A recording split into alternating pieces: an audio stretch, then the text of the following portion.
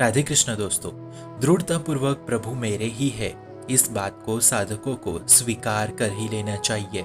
इससे भी बढ़कर प्रभु का नाम और स्वयं प्रभु मेरे है और मेरे ही रहेंगे, इस भाव की स्वीकृति जल्द से जल्द साधकों को हो जानी चाहिए। अगर नहीं तो भावों में वो प्रेम रस उत्पन्न ही नहीं होगा, जिससे नाम जप में स्फूर्ति आ जाए और जिससे प्रभु रीझ जाए।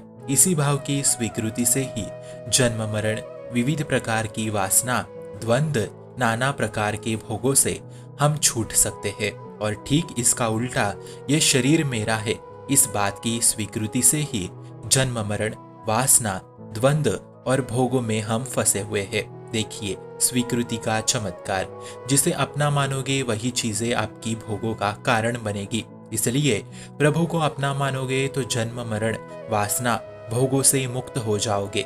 वही शरीर, व्यक्ति, स्थान और अन्य वस्तुओं को अपना मानोगे तो जन्म मृत्यु, वासना, भोगों में उतने ही ज्यादा फंसते चले जाओगे। बस इसी स्वीकृति से माया छूट भी सकती है और इसी स्वीकृति से माया हावी भी हो सकती है। बस इसी स्वीकृति को हमें अपने हृदय में बैठाना है। संसार विषय भोगों की स्वीकृति समेट के एकमात्र आराध्य देव के चरणों में आ जाए, यही साधकों की असली साधना है।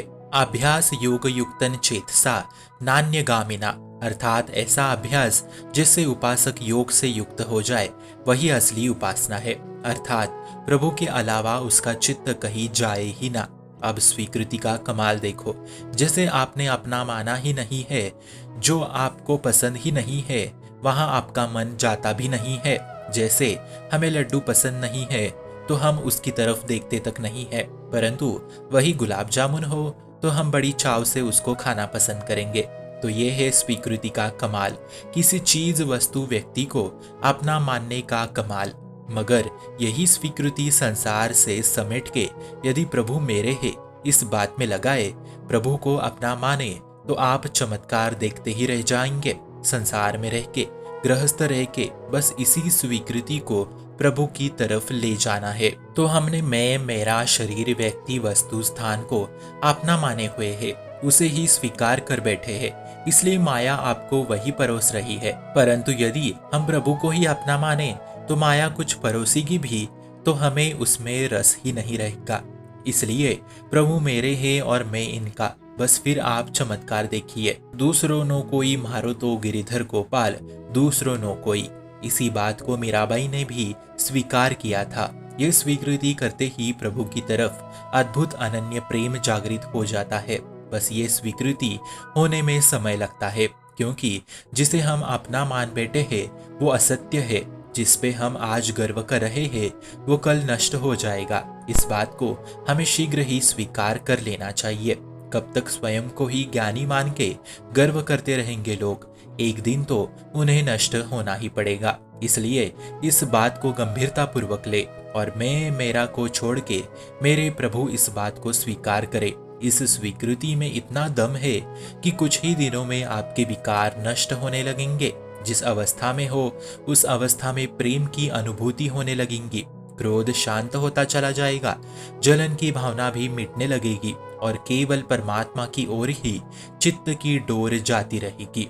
यह सब कुछ अद्भुत, परम परम परम आनंदित है।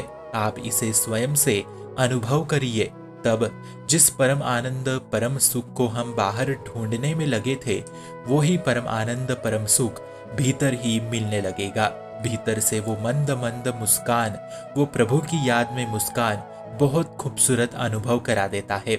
यकीन मानिए, आप इसे आजमा लीजिए। कुछ नहीं है इस संसार में अपना मानने जैसा। सब जगह से धोखा, दुख, दर्द ही मिलने वाला है। इसलिए प्रभु मेरे है और मैं उनका, मैं उनकी हूँ, इस बात की स्वीकृति आज पक्का कर ही लीजिए।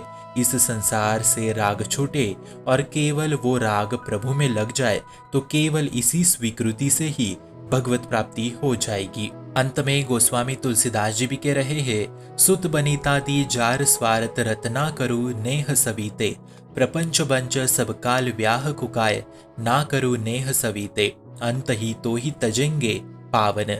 अर्थात ए पुरुष, जिनसे तू राग कर रहा है, जिनको अपना माना है कि वो तेरे सुख के लिए है, वो तेरे अपने हैं, तो समझ लेना वो अपने स्वार्थ के लिए ही तुझे इस्तेमाल कर रहे हैं।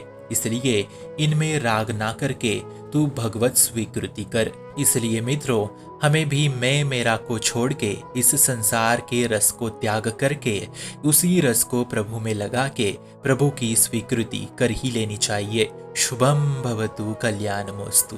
भक्ति का प्रसार करने हेतु इस चैनल को अपने मित्र और परिवार संग शेयर जरूर करें और भक्ति दृढ़ करने हेतु इस चैनल को सब्सक्राइब करना ना भूले। राधे राधे।